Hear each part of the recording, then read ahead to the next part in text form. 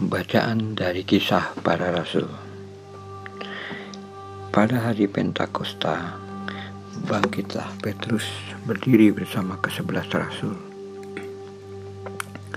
Dengan suara nyaring ia berkata kepada orang banyak, "Hai kamu orang Yahudi, dan kamu semua yang tinggal di Yerusalem, ketahuilah dan camkanlah perkataanku ini. Yang aku maksudkan ialah Yesus dari Nazaret, seorang yang telah ditentukan Allah dan dinyatakan kepadamu dengan kekuatan, mukjizat dan tanda-tanda yang dilakukan oleh Allah dengan perantaraan Dia di tengah-tengah kamu, seperti yang kamu tahu. Dia yang diserahkan Allah menurut maksud dan rencananya telah kamu salibkan dan kamu bunuh dengan tangan bangsa-bangsa durhaka. Tetapi Allah membangkitkan Dia dengan melepaskannya dari sengsara maut, karena tidak mungkin Ia tetap berada dalam kuasa maut itu. Sebab Daud berkata tentang Dia, "Aku senantiasa memandang kepada Tuhan, karena Ia berdiri di sebelah kananku. Aku tidak goyah. Sebab itu hatiku bersuka cita dan jiwaku bersorak-sorak. Bahkan tubuhku akan diam dengan tenteram.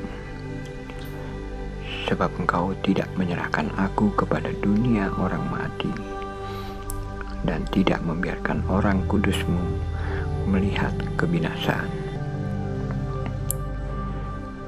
Engkau memberitahukan kepadaku jalan kehidupan. Engkau akan menimbahi aku dengan sukacita di hadapan-Mu." Saudara-saudara, aku boleh berkata-kata dengan terus terang kepadamu tentang Daud, bapa bangsa kita. Ia telah mati dan dikubur, dan kuburnya masih ada pada kita sampai hari ini.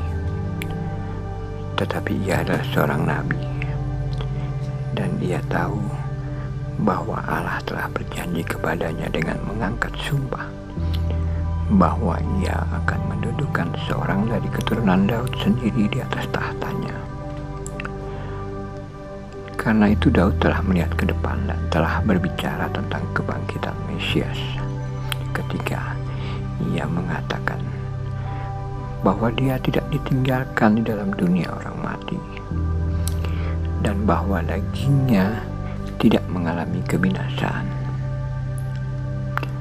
Yesus inilah yang dibangkitkan Allah, dan tentang hal itu kami semua adalah saksi.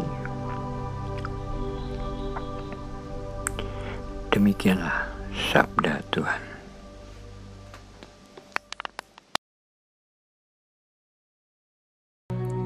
Terukur kebaikan yang selalu ku terima.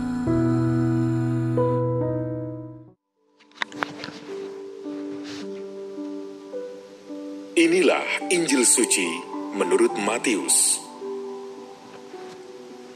Pada waktu itu, perempuan-perempuan pergi dari kubur, diliputi rasa takut dan sukacita yang besar.